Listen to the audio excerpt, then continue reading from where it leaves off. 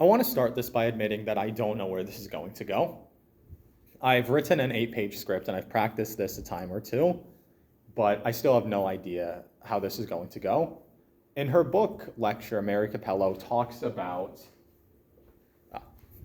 see lecture and risk, and how they're connected. Being in front of you all and recording this to turn in for a grade, I've subjected myself to quite a bit of risk. The risk that you guys will think I'm an idiot, the risk that I'll get a bad grade on this, all kinds of risk like that. The beauty of doing things for a live audience is that you can't replicate them. I've written out this script and I can email them to you if you'd like, but I'm gonna flub this in a lot of ways. I have a cough right now. I'm gonna stutter, I'm going to stammer. I'm gonna misspeak, misquote myself, and I'm gonna go on tangents. And so in that way, that makes this lecture really ephemeral because I can only do this once. I can do as many takes as I want. Believe me, you guys are not seeing the first take of this. The first take was in my room practicing and it was terrible. But that was, my first take. I can do as many takes as I want, but this lecture, I can only give it once. A lecture happens once. Between now and the next time I give this lecture is going to change. I will have changed. Maybe I'll have written a different script, or maybe just as I perform for a live audience, different things happen and different mistakes happen. And so I just encourage you all to stick with me as I use this lecture to talk about lecture and notes. This lecture is about itself. So I want to really start this off, by telling a story of my time in Math 108. I took Math 108 with Liam Watts in the fall quarter of 2022, and it was his first quarter teaching. It was his first quarter fresh out of grad school. He was as new as it gets. And he knew I wanted to teach at university one day, so we'd meet up in his office hours and we would talk about education. One of the things we mentioned as weird was that a couple months ago, when he was in grad school, he wasn't qualified to give lecture. He student taught, maybe, but that was as an aide to someone else. But now he was our sole lecturer, our sole instructor for Math 108. And so when we get to this idea of lecture, we have this idea of qualification. I'm going to be quoting Mary Capello a lot in this, but one of the things that she says, again, in her book Lecture, is that lecture is not about power, but lecture is a matter of privilege. And that was a challenge to my preconceived notion, because at least if you're me, lecture is all about power, specifically the academic lecture. So I wrote a lot in this class, English 342, that a lot of our notions from the note come from the academic note. I'm gonna take a drink real quick. And a lot of our notions about lecture come from the academic lecture. They come from, I'm a freshman, I go and I sit down in those chairs out there, and someone stands up here and they tell you about chemical bonds for 50 minutes, 2 hours, depending on the lecture. And by the end of it, you know what you're doing. And that is a matter of power, right? I wrote in class about how lecture comes with this idea of the guy up there who stands in front of the classroom and is uniquely qualified to give a lecture on these kinds of things. That's the academic lecture. Capello says that a good lecture is the midway point between sermon and a bedtime story.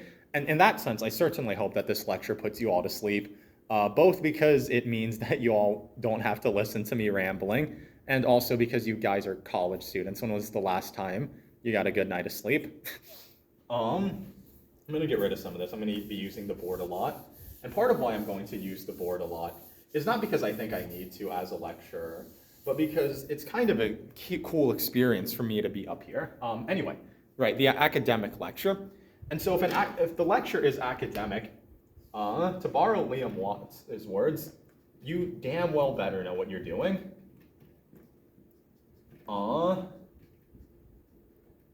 Yeah, you damn well better know what you're doing. The good news is this is not an academic lecture, and so I have no idea what I'm doing. I have some ideas of what I hope to do, but I don't know what I am doing currently. So anyway, yeah, so that's the idea of the academic lecture. And so if the academic lecture is about qualifications, I thought, what am I qualified to lecture on in that sense? So I'll run you through three, but one thing I would love for you to do as you listen to this is to write down three things you think you're qualified to lecture on.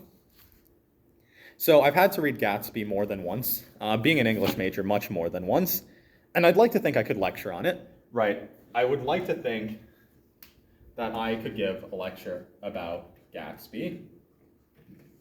I think I could tell you about the green light, about Daisy,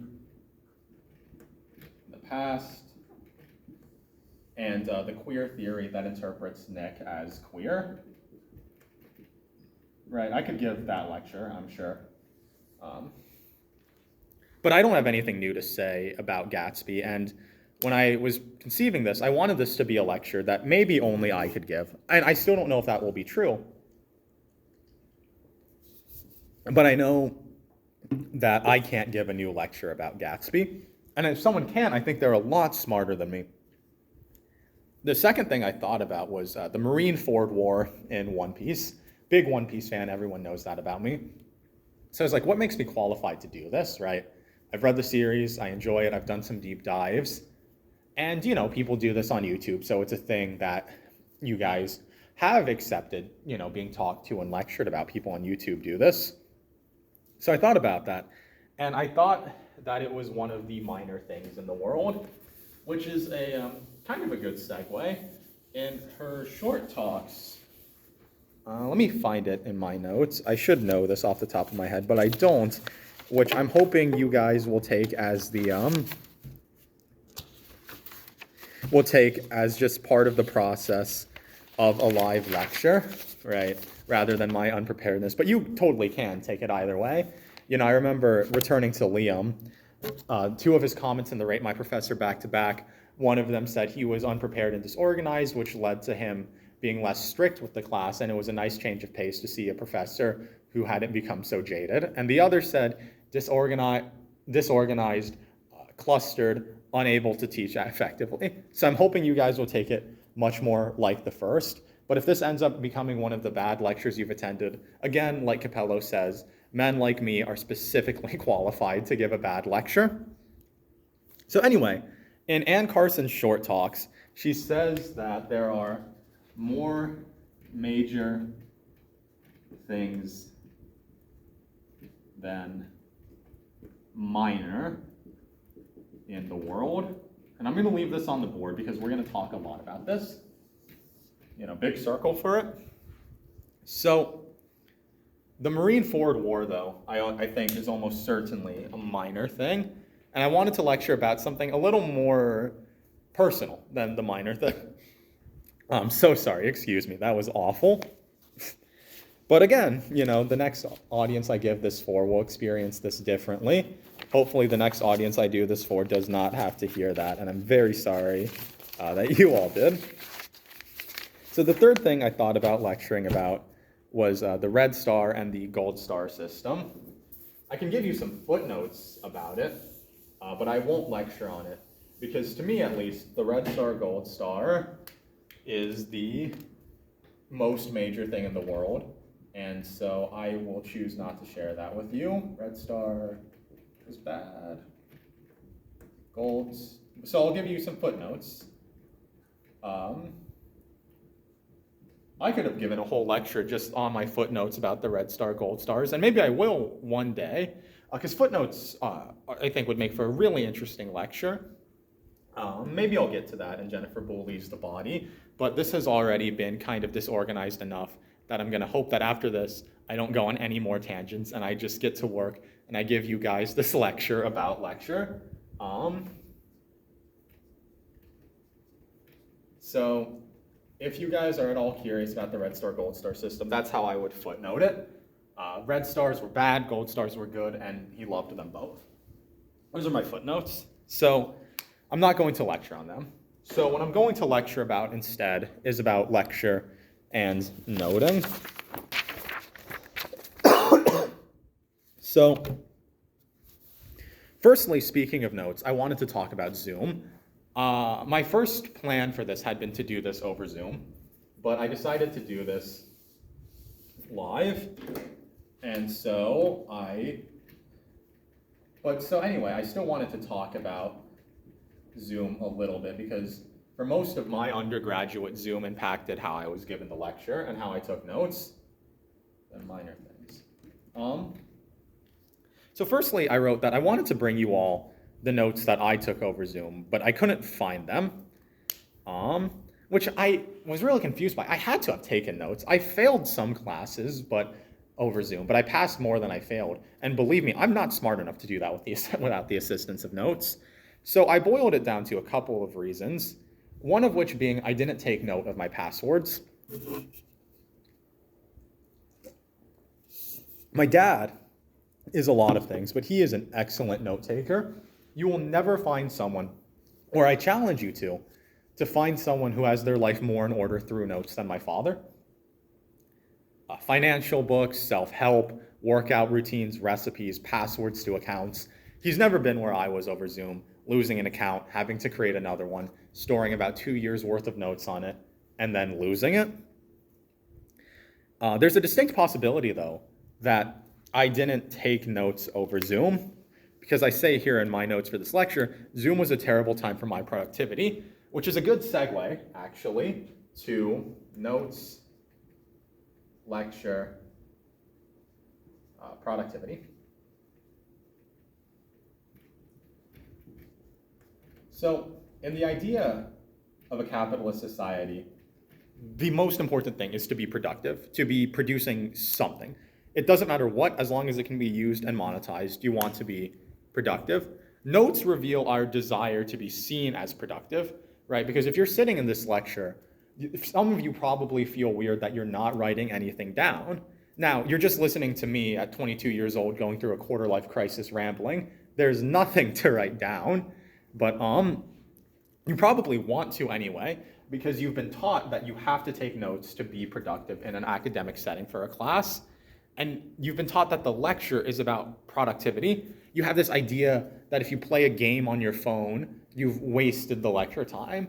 That if you daydream about that cute boy or cute girl you like, that you've wasted the lecture time. You have this idea that if you do anything but come here and absorb what I'm telling you, you've wasted the lecture. And that's just not true, right? Mary Capello says that the lecture is between a sermon and a bedtime story. And I encourage you to let your mind wander if you can. If you can break out of the academic vigor that says that your eye has to be on the prize. Because there's no prize here. I don't think any of you will attend this lecture and then be able to magically pass the final or sort out your own quarter-life crisis. We have this idea of what art can or can't do. I'll tell you free that this lecture can't sort you out of a quarter-life crisis. Yeah, so anyway, over Zoom, I was horribly unproductive, and so I wasn't taking a lot of notes. I would just ask professors to throw classes onto pass-fail, and then that was that. And then also, though, some of the notes were on paper notebooks. And I have it here in my notes because I thought I was being cute. If a tree falls in a forest and no one is around, does it make a sound? If no one can find the note, was it ever taken? I'll write that on the board. And so we moved a lot in the with my dad being in the military. And I can't find a lot of my notebooks. So I don't have anything especially clever to say about that. I just wanted that to be part of the lecture, that, what happens when a note is lost. Because I read once that noting is an act of love and of caring. To take note of someone is to care about them, right? So if you can't find a note that's a record of that care, what does that mean? So when I was writing out the script for this lecture,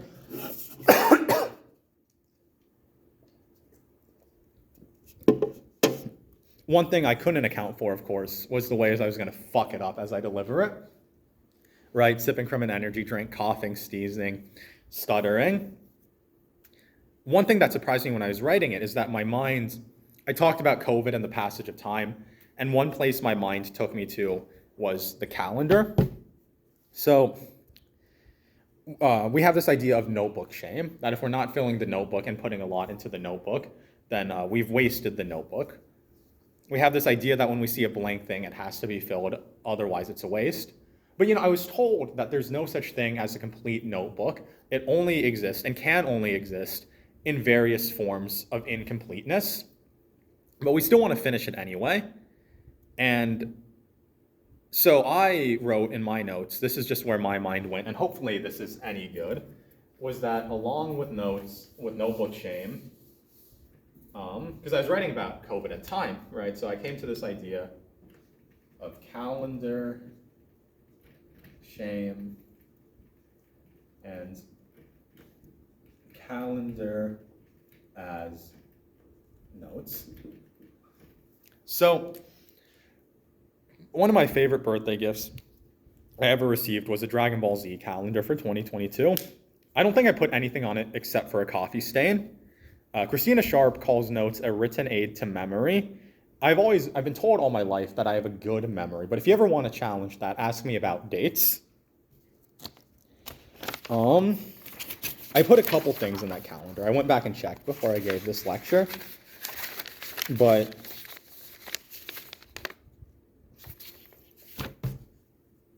the main thing I wanted to talk about was the note and the calendar as performance, specifically the idea of performing the self for the self, right? I'll write a date here on the board for you all, just because it might give you something to write down if you feel like you need to, and also to buy myself some time as I try to get anything out of this lecture. We'll just make up a date. We'll say March 21st, 2022. That's one of the only dates penciled into that calendar. That's the date of my flight home to Colorado that quarter. I've never missed a flight in my life. I don't imagine I'd have missed that one. And so I don't know what I was performing by putting it in there. So on performance, one thing I wanted to talk about was how the calendar is a note, right? So my friend Olivia is one of the sweetest people I ever know. In lecture, Mary Capello asks, would anyone's claim to fame be that they were an accomplished note taker? And so I wanted to share some thoughts on that for you.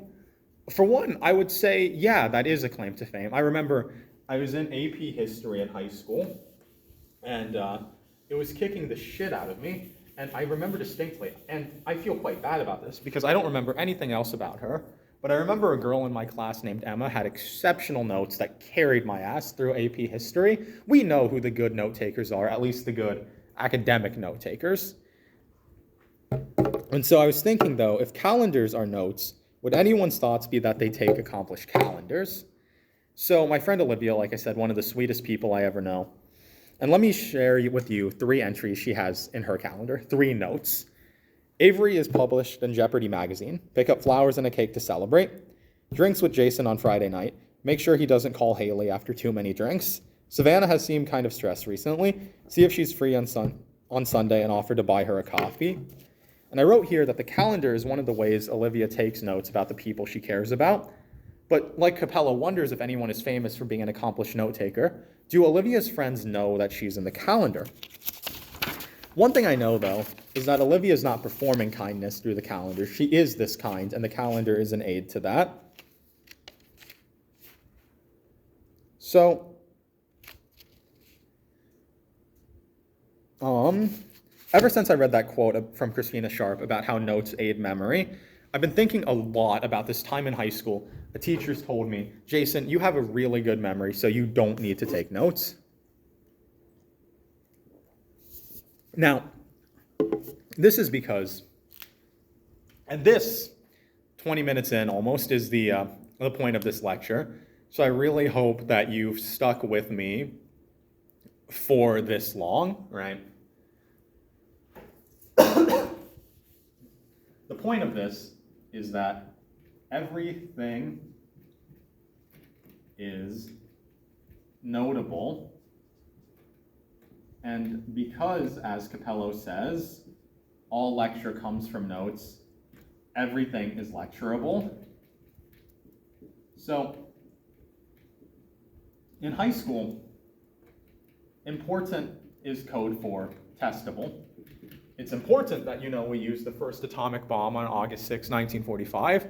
And someone, if they're brave enough, asks, why? Because we used a weapon of mass destruction on civilians? And the professor says, no, because it's option A on the test, and that's correct, not option B. And, yeah, important and testable become one and the same for us. So our idea of what's noteworthy and makes it into the notebook becomes things that we can be tested on. So let me tell you a few of the things that I wasn't tested on, that I didn't note down, that I'm really sad about. And maybe you have your own list of things you wish you had noted, but you didn't before you learned that everything was noteworthy. One of my professors, Michael Bell, gave a lot of book suggestions on sci-fi stuff because we had very similar tastes.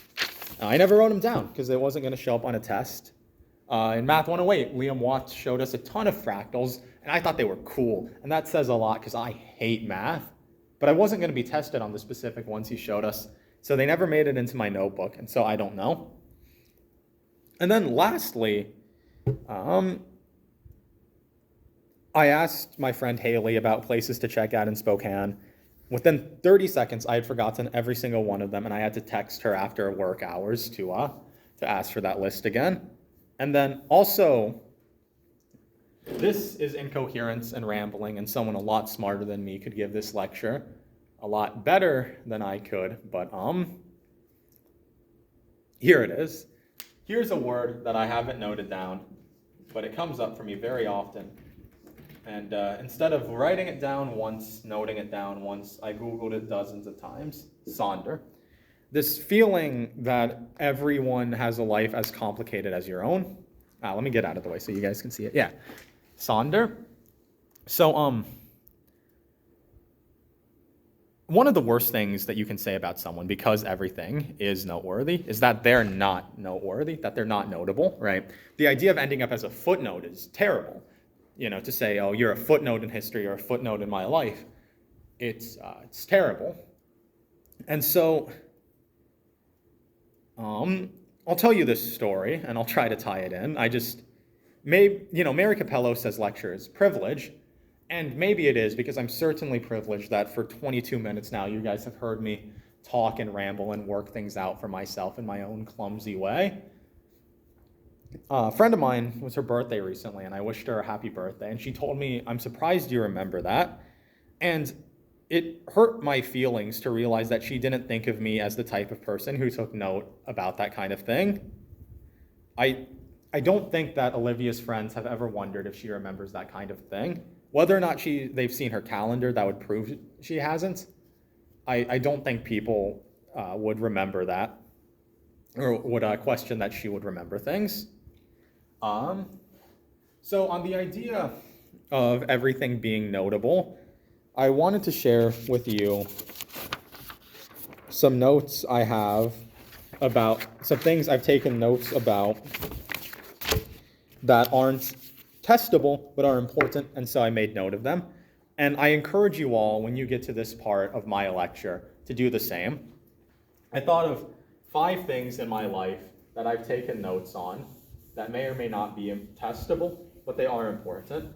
They are what Anne Carson would call one of the major things in the world.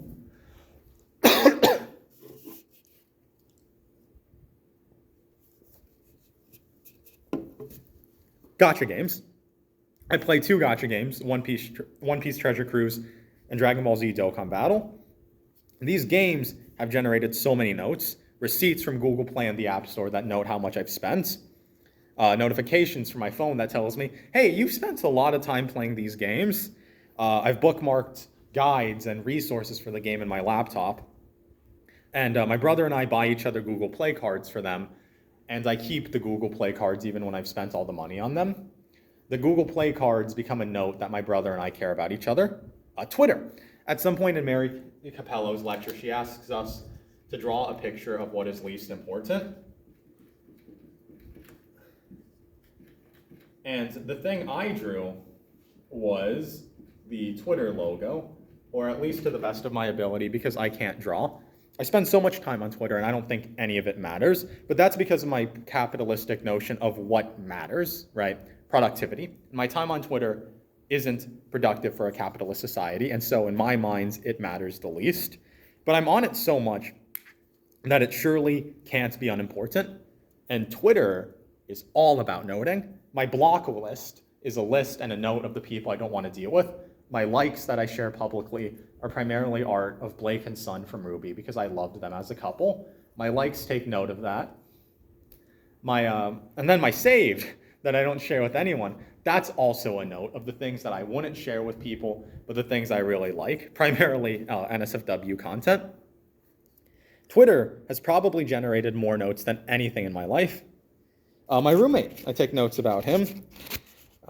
We've never said it, but we're going to miss living with each other. So I've taken note of his favorite wine to buy him. I've written down when his birthday is. We take notes between each other that express care for each other, care that we can't say. Everything is notable. And then YouTube likes are another type of note, right? I used to hate that YouTube likes made your playlist, when you liked a video, put it into a playlist. It felt overwhelming. But it took note. It said, oh, you liked that video. Let me store it for you so you can watch it again. And I know it was done by an algorithm, but someone noted that you liked this thing and held it for you. I think one of the sweetest things is to say, hey, this made me think of you, right? And I don't know if the YouTube liked feature is exactly that. You know, it was said once to me that every generation reinvents the note. And I don't know if anything can reinvent the feeling of being told by someone you care about, hey, I took note of you, but maybe YouTube likes is a step that way. And then finally, my friend Haley, when I heard she wouldn't be coming back to work in the fall quarter, I took note of the fact that my last shift with her is going to be this Monday. I can't express myself and my feelings for her adequately, so I took notes, lists, inside jokes, things we said we'd do, but we didn't end up doing, stories about her, a note of all the things I'm going to put in a thank you card, and I'm going to buy her flowers to wish her well on her way out, and I had to take notes of what flowers meant what. Those aren't notes I'll ever be tested on, but they're the most important notes to me. I wanted to share with you a note I'm particularly proud of from that noting that says, write in the card that you would give her unlimited gold stars. These are some of the major things in the world, and I'm sure that you thought of your own. I shared 5 with you. There are unlimited notable things in the world. As soon as we break away from our idea of an academic lecture or an academic note and think of noting as a process and a practice, and when we start to think of lecture as the same, then we can do some really cool things. Every generation reinvents the note, and I want part of this generation's reinventing to be thinking about noting and about lecture, not just as the product, the version you get or give it in, but as a process. I'll leave you all with this. In lecture, Mary Capello says that a good lecture is like a good book. You can hear about it secondhand, but that doesn't do anything for you. It has to be experienced. You had to be here, right? I hope, if nothing else, from this lecture, you got the idea that everything is notable, but also that you walked out of here with the feeling of, I don't know that I'll ever experience this again. Because like I said, the next time I give the lecture, it'll be different. The next time I give it, it'll be different ones of you in the audience, and I'll be different. And Haley leaving won't be future tense. And this lecture that I use the present tense for now will be past tense. You'll attend other lectures, better lectures, worse lectures, and maybe the next time you attend a lecture, it will be about something you need academically. It won't just be a 22-year-old's quarter-life crisis. Anyway, the last thing I want to leave you with as I end this lecture is to take note of something important, of one of those major things in the world to you. And I ask you, if you can, to take note of the eye color of someone you love and care about. And so I'll end you with saying, hers are ocean blue. I needed a note of that somewhere.